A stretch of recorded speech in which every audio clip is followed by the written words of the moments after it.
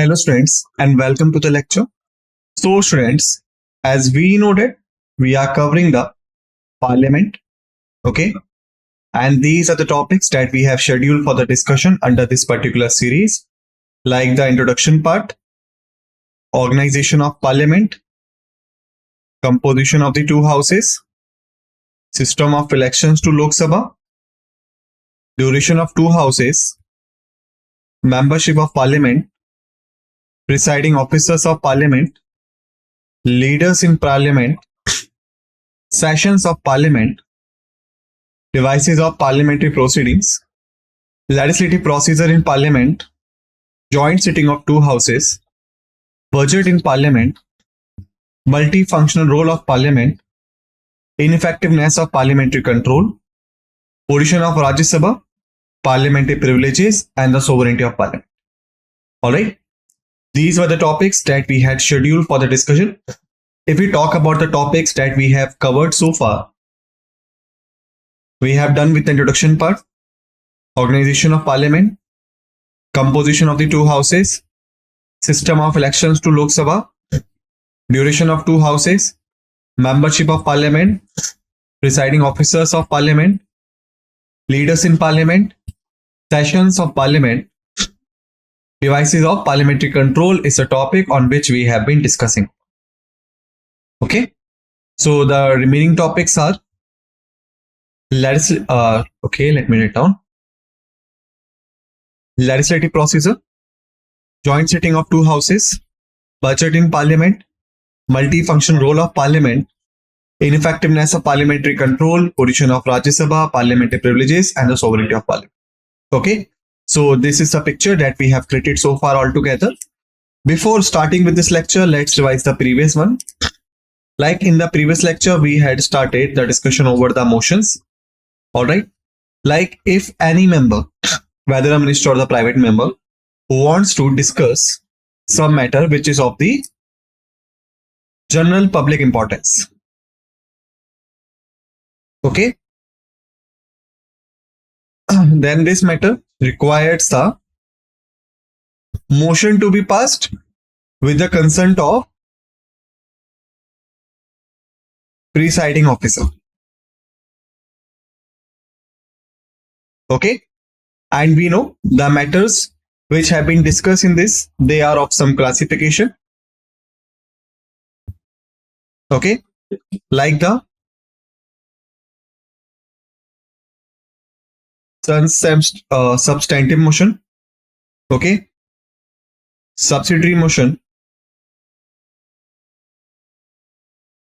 and the substitute motion.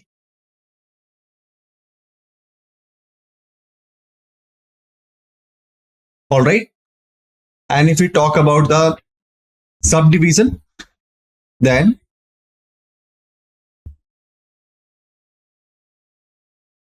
ancillary motion, okay,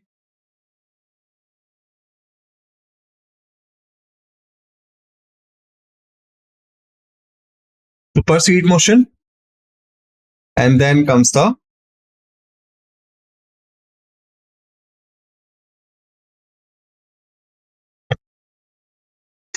amendment motion. Okay, so these are the things, and thereafter we had discussed about the closure motion. Okay, what is the meaning of closure motion? All right, and basically we had discussed its four types, like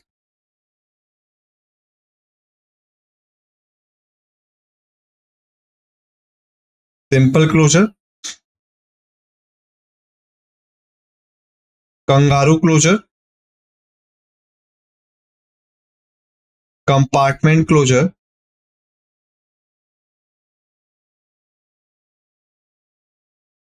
okay. So there are three types I have, you can say, given to you. The fourth type you have to write by your. Okay, so that are the things that we had covered in the previous lecture. So basically in this lecture we will cover from where we had left. All right, okay, so simpler closure, by compartments, kangaroo, and the guillotine. Okay, all of these we had discussed in the previous lecture. Their meanings we had already discussed, so I'm not going to tell you about it. Okay. After the closure motion, the next type of motion that we are going to see here is the privilege motion. It is concerned with the breach of parliamentary privileges by a minister. Okay, like we know, the parliaments provided so many privileges to the ministers, all right, and these ministers are required to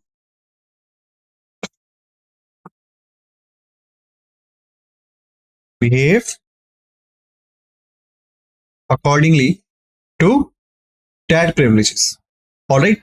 But if somehow the minister was failed to do it, okay, so that will be considered as what we say as a breach of parliamentary privileges, all right. So if we talk about it, it is moved by a member when he feels that a minister has committed a breach of privilege of the house or one or more of its members by withholding facts of a case or by giving wrong or distorted facts. All right. Its purpose is to censor the concerned minister about the breach. All right. So that the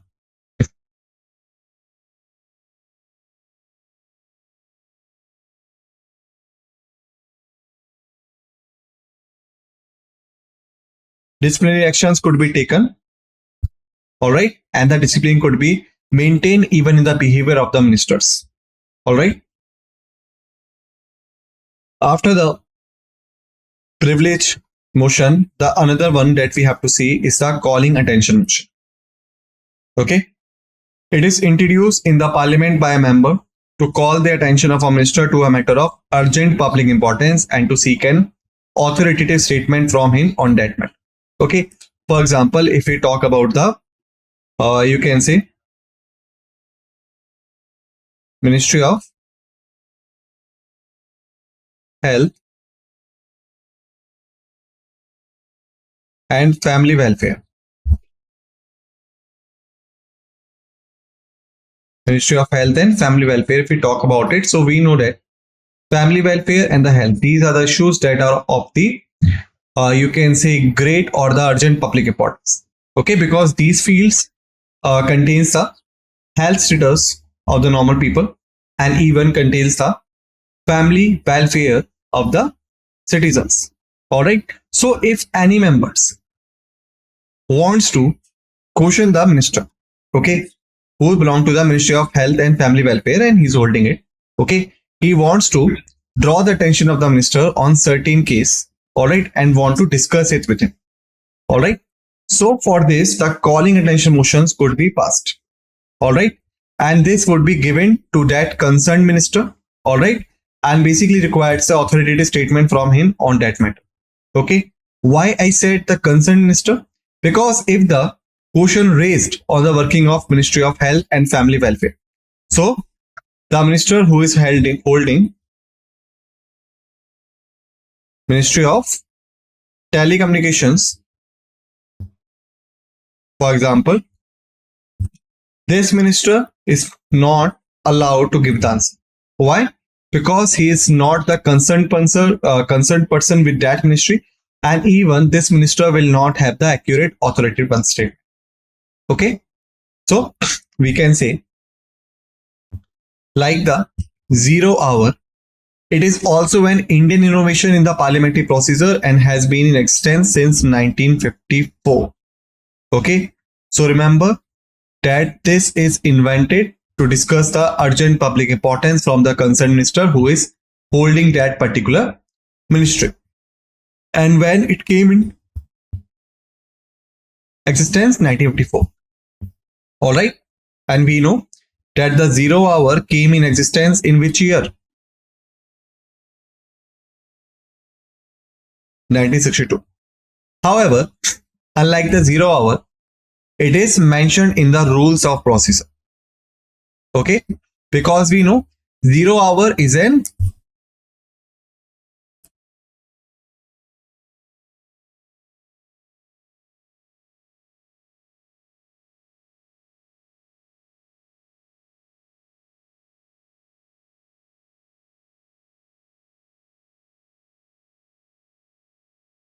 informal parliamentary procedure.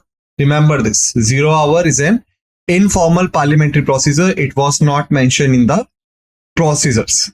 But the calling attention motion, which is an Indian innovation, the same like the 0 hour, but the only difference is first the year of introduction, obviously the matter, and third that it is mentioned in the rules of procedure while the 0 hour is not.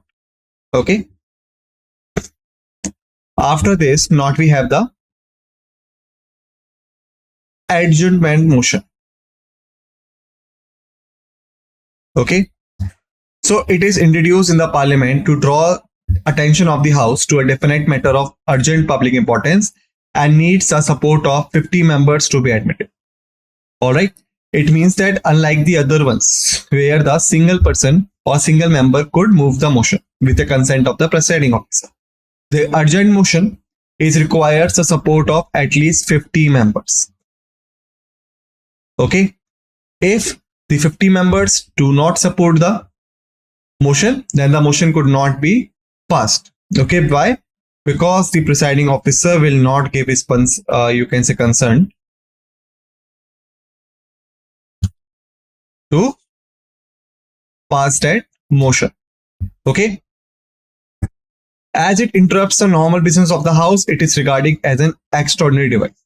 Why? Because suppose the house is discussing something. Okay. For example, if we just take an example, okay, suppose the Indo-China border tensions have been discussing in the house. Okay. And then suddenly what happens?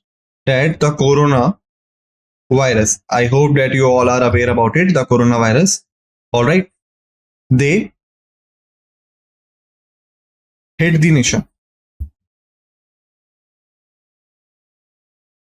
with grave impact. All right. Then what will happen? The person, okay, and the member of the house wants to discuss the coronavirus. All right. And the measures that the government is required to take so that the health of the people could be saved. All right. So what will happen? What is your ongoing procedure? You are discussing on the Indo-China border. Okay. This is ongoing business of house.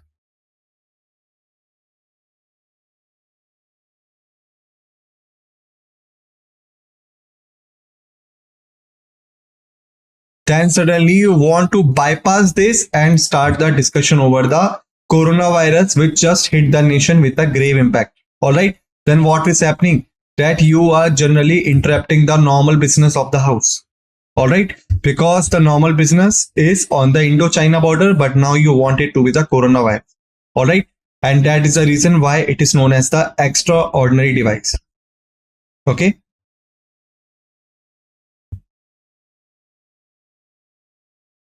Why it is known as the extraordinary device. Okay. Remember, it involves an element of censor against the government and hence the Rajya Sabha is not permitted to make use of this device. Why? Because the ruling party will comes to the Lok Sabha. Okay. And why I'm saying this? Let me remind you and let me clear some facts in your mind. So basically, if we talk about the houses of parliament, we know that the parliament having the two houses.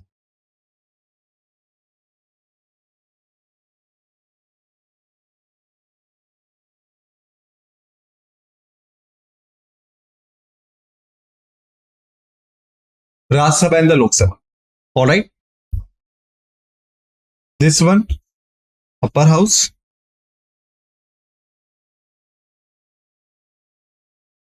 And this one, lower house. All right. That is what we know. Okay. Both the houses having the elections. Okay. To fill the seats. All right. But here, what changes the scenario? If we talk about the elections, we know that in the Rajya Sabha, there is no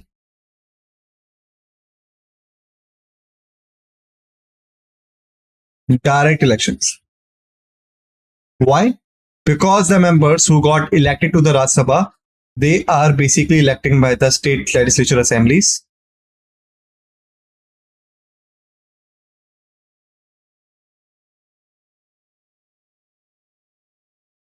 All right. And in the case of UTs, by the electoral college. Okay. It means that the general people like me and you are not allowed to take participation in the Rajya Sabha. All right. So generally the Rajya Sabha is not directly representing the people. Okay. However, the candidates who have been there, they were once elected to the state legislature. It means that they are a representative of people. Okay. But not in the sense of the parliament. And if we talk about the Rajya Sabha, we know that they having the direct elections. Okay. From the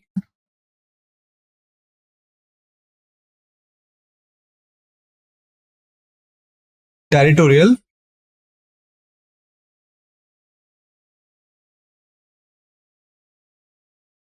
constituencies, right?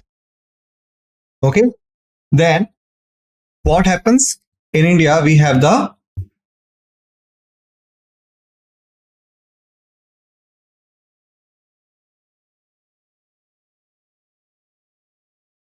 majority party rule, right? What does it mean? It means that whatever the party having the maximum members in the Rajya Sabha and the Lok Sabha, the party will be in majority. And then the party is required to nominate someone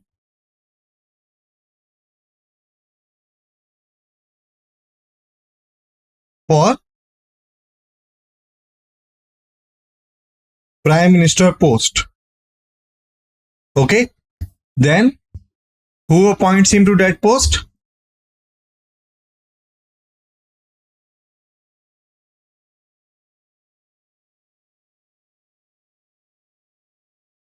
President of India. All right. So always keep this thing in your mind.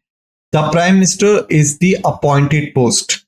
Okay. Because the person who is no, you can say electing as a prime minister, he is not elected to that position by the people. He was only elected as a member of parliament to the Lok Sabha. Then the party to which he belongs, the party decide to put the person on the chair of the prime minister, and then the president of India appoints the person to the post of prime minister. Okay, so there is a majority party. So that's why the maximum government representatives are belong to the Lok Sabha. Okay. However, there is a one point which you require to keep in your mind. The prime minister is not required to be from Lok Sabha. This is the thing. The prime minister could also be from the Rajya Sabha. How?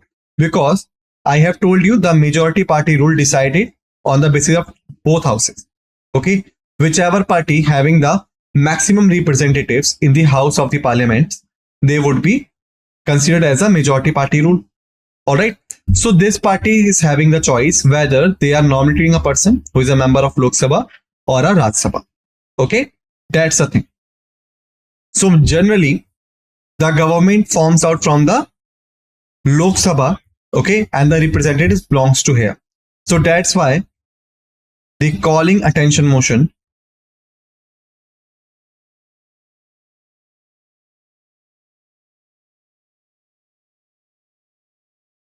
is only used in the Lok Sabha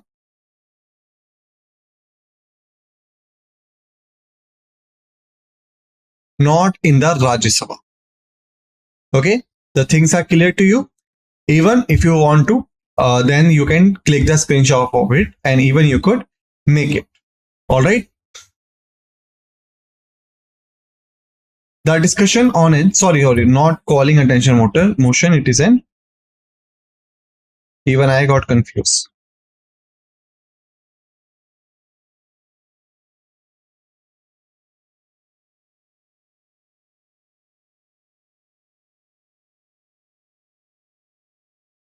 Adjournment motion.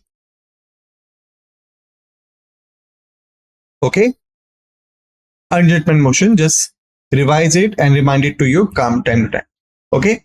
The discussion on the adjournment motion should last for not less than 2 hours and 30 minutes. It means that the maximum time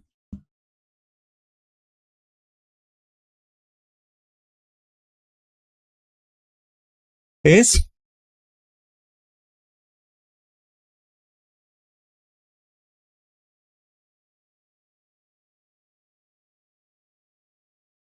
already decided for 2 hours 30 minutes. Okay. The right to move a motion for an adjournment of the business of the house is subject to the following restrictions. It means that because I have told you this motion changes course of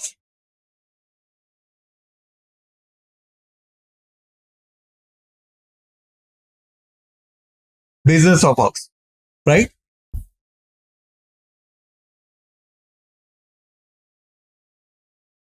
That's why it's become important to put some restrictions. And what are these restrictions? Like first, it should raise a matter in which there is a definite, factual, urgent, and of public importance. It means that no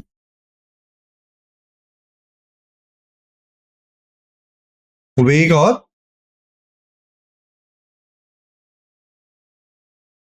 indefinite matter could be raised by using the adjournment motion. All right. This matter should be defined, factual, urgent, and of the public importance. Thereafter, it not should cover more than one matter. It means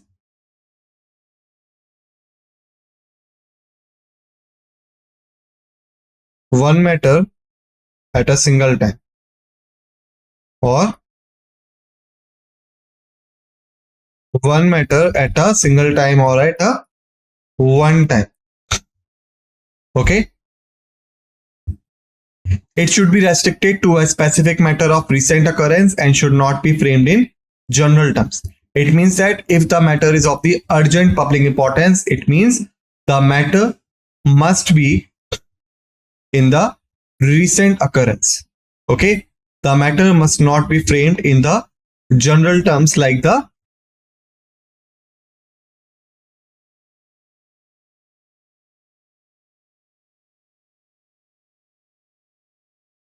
ordinary matters. Okay. Like the member could not talk about the government policy in the 1970s, 1980s, not now. Okay. If the matter is to be discussed today, then the matter must be having the, you can say, concepts of the just passing by time.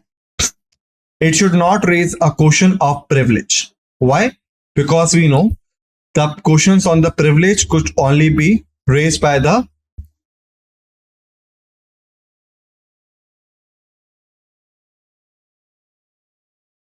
privilege motions. Okay. These are the things. Thereafter, another thing which we could share here is that it should not be revived discussion of a matter that has been discussed in the same session. Okay. What does it mean? It means that only new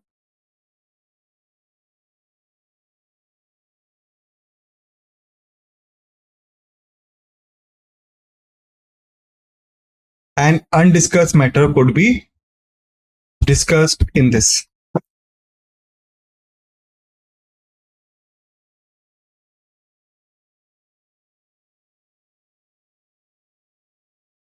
All right. And no matter which had been already discussed could be discussed in this matter also, on this motion also. Okay. Thereafter, it should not deal with any matter that is under the adjudication by the court, and it should not raise any question that can be raised on the distinct motion. All right. Like the privilege cases, because the privilege cases could be raised in the privilege motions already, so they could not be raised here also. All right. These are the things. All right. So now let's move forward. After this, now we have the devices And the most important device in this is the no confidence motion. Okay.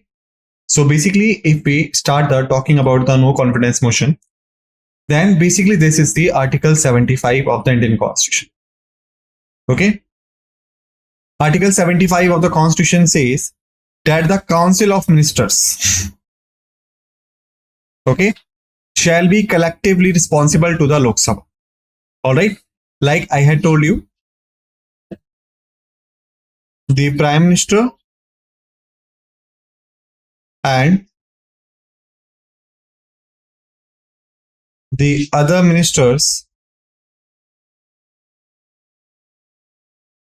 together form the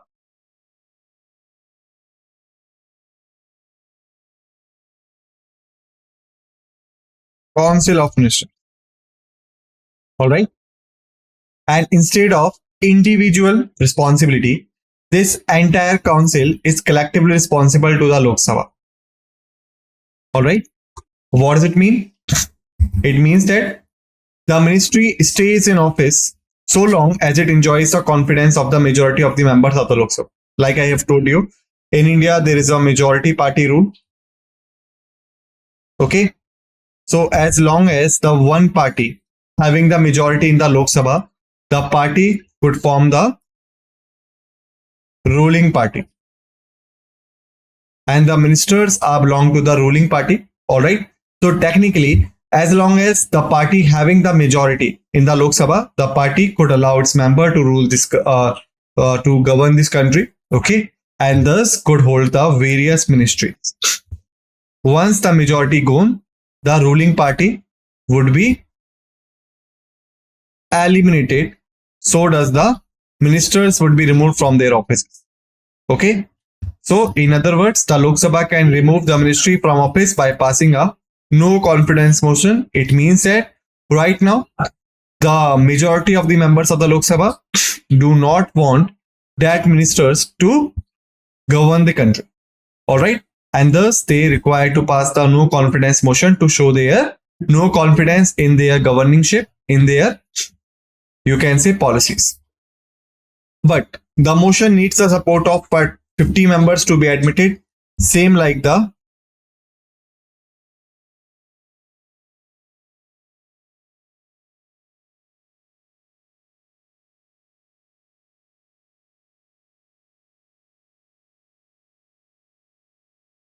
adjournment motion. Okay. After this, no confidence motion, the second motion that we have is the confidence motion. What does it mean? The motion of a confidence has come up as a new procedural device to cope with the emerging situation of fractured mandates resulting in the hung parliament, minority governments, and the coalition government. Okay. Like I had told you, only the majority in Lok Sabha could hold the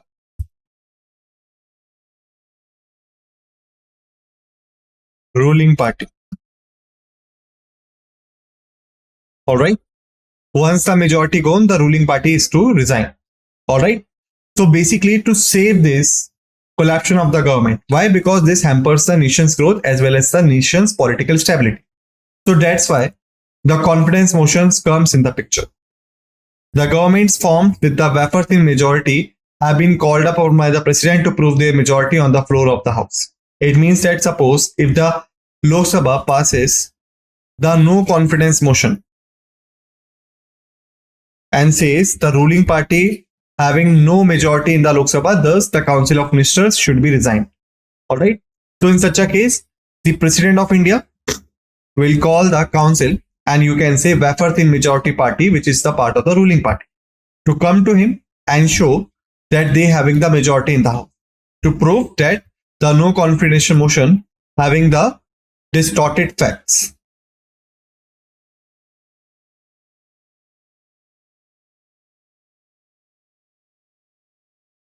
Okay. The government of the day sometimes on its own seeks to prove its majority by moving a motion of confidence and winning the confidence of the house. It means that if they move the confidence motions and they having yes more than no, then what will happen? This ensures their majority in the house, thus they will allow to govern the country for the definite period of 5 years. If the confidence motion is negative, it results in the fall of the government. It means this situation reverse.